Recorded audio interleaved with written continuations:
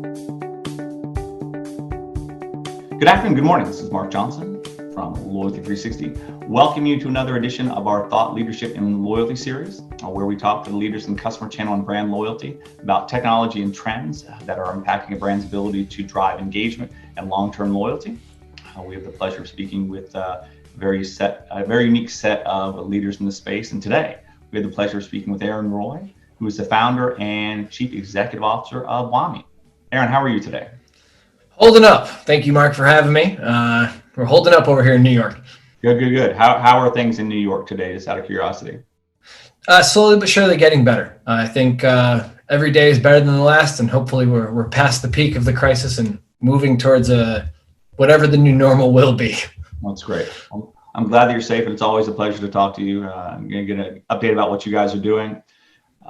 First question for you. How do you believe this crisis and some of the uncertainty that surrounds it will impact overall customer experience and customer loyalty? I think everything we knew up to this point, that playbook, a lot of it's went out the window. We're seeing it already. You're seeing the direct-to-consumer brands super focused on, acquisition and just growth. And they neglected or didn't nurture the loyalty side as much. Those are the brands we're seeing right now, mid-pandemic, suffering some of the earliest cutbacks. And obviously we don't know the ramifications of really what's going to happen economically with the majority of companies, but the early casualties or the early rollbacks or layoffs have been those brands that focused on acquisition at really the expense of loyalty. So I think as brands move forward, if you were doing well during the crisis, it's because the people you nurtured and cared for up to this point are supporting you during a very difficult time. And I think seeing how brands thrive during this pandemic, especially with an uncertainty facing us ahead, that will be the pieces that go into the playbook moving forward. Absolutely. And what are you hearing from your clients? Uncertainty. I think we're not alone in hearing that from our customers. A lot of the brands we work with are on the larger side, or we do work with startups as well, but a lot of the bigger brands, especially in the luxury space, there's just an uncertainty. The playbook that they had for Q2 or Q3 has been not put on pause, but really just removed. And what they're doing right now is looking at the ad budget they might have had in place, looking at the marketing spend and deciding, is this spend we should be using to retain personnel and then doing different campaigns? Or, should we be looking at Q4 as a rallying point and let's get folks excited around a really great holiday season? And with things changing so much week to week, again, the conversation I might have had 2 weeks ago with somebody is quite different than the conversation I'm having today. The good news is, where 2 weeks ago, I think we were just focused on what does our own personal lives look like? And a lot of conversations we had were just, how are you? How is life? At least in the past week or two, we're starting to hear folks return to, well, what can we do as a brand moving forward? And, not business as usual, but bringing a level of business back to the conversation. Absolutely. And for those who may not be familiar with Wami, can you give us a brief description of kind of what you guys do and how you do it, and how that product, which I think is very unique and powerful, can drive some unique engagement and experience? For sure. So Wami, we pride ourselves on being kind of the bridge of the gap between engineering and marketing. So our core product is handwritten notes at scale. We actually do them with robots, and these are pen-written notes. So we have hundreds of robots holding pens, able to write notes on behalf of a brand. And a lot of our secret sauce is spending the time to be able to digitize someone's handwriting. So we've built different types of artificial intelligence to be able to take, say, your handwriting, Mark, and make sure every note looks as if it's from you. And again, pen written, it smudges if you lick your finger and rub it on the note. Very different from a direct mail field. This feels like someone sat down and took the time to write 10,000 notes. So for us, right now, all of us, we've all seen our inboxes are being relit back up with email.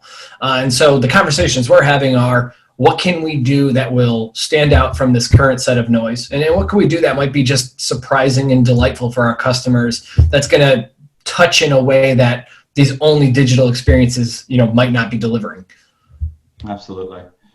When you look at kind of this transition, I think you touched on a little bit, kind of transition back to, from how you are, which is we see a lot of kind of great deal of focus on empathy and understanding kind of where things are. And as we move back to a new normal, what should brands be focusing on, potentially either through acquiring or messaging, or as they move back to a modicum of normal? What should that look like, or what should brands be focusing on?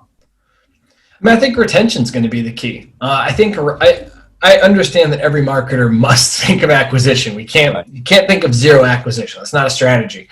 But right now, like taking that million steps back, the 10,000-foot view, we have been shocked as a society, as a human condition, and in that moment, we become risk adverse, right?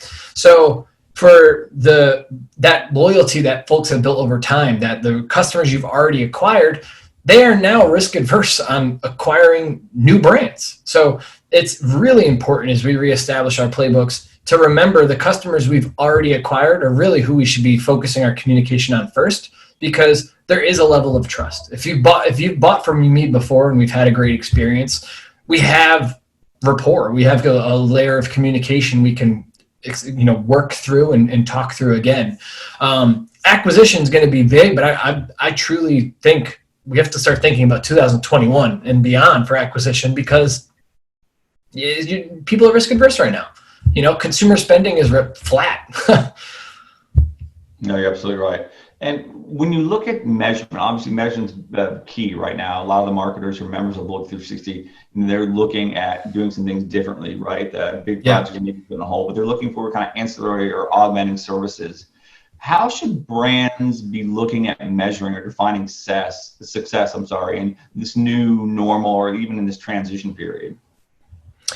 I mean, I think a success, as we redefine success, the big thing is going to be the communication, right? So I think there's brands, like, to point out a brand who I think did a great job of communication, and then that redefining the new success. Like, I look at Louis Vuitton and the fact that they took their like Dior perfume line and then replatformed that towards, rolling out hand sanitizer.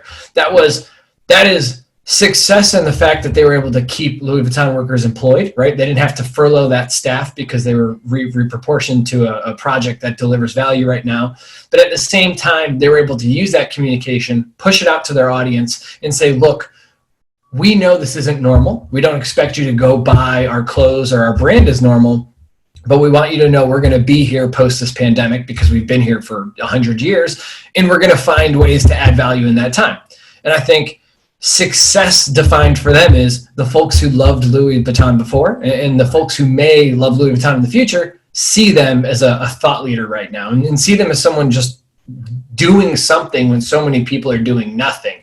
I think failure during this pandemic is pretending that things are the same. I think failure is a failure to react to the fact that the world has changed. If you're sending me an email advertising that your brand is selling things for 90% off and not mentioning the fact, like the emails that are saying it's a strange and unfortunate time, here is 90% off, is not enough. That to me is a failure as a brand. It's we know you're not spending. This is how we're going to handle this period. Our brand will be here when it's over, and we will value you as a customer, even if you don't buy today, because we know when things become the new normal, we hope you come back to us. It's success is really survival and communicating that effectively to your end customers. That's awesome. And the last kind of question I have is really around how do we plan for successful, Q3 or Q4 in light of some of the things you talked about, empathy and being there and kind of listening to customers and being that trusted advisor, having reciprocity. How do we look towards Q3 and Q4 and start planning for that in an effective manner?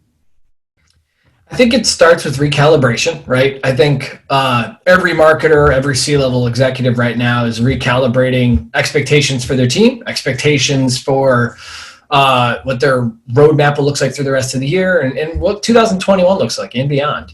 So I think to have a successful Q4, it's imperative that if leadership is not already recalibrating, that's what they do next, and that marketing teams continue to take in, like, what we knew 2 weeks ago is very different from what we know today. So whatever roadmap we make right now, like even my own company, what we're doing is we're coming up with a new roadmap for the rest of the year that we know will change. As of today, New York extended its lockdown through May 15th.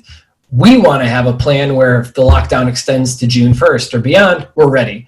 And I think for brands, completely reliant on consumer spending, your plan needs to reflect the fact that this may last to July, it may last beyond, and what KPIs will be different if this goes to August, what KPIs will be different if it lifts in May, and what initiatives allow you to be successful depending on either outcome. So I think for especially like startup-backed brands like the VC flywheel, redundancy has to be built into the cycle. So that recalibration really becomes, how do we pack in redundancy so if our first and happy path plan doesn't work, we're still successful and we're still here? Because again, my biggest fear is just, if you weren't built for this, you won't be here on the other side. Right. That's awesome. It's great perspective, very powerful perspective.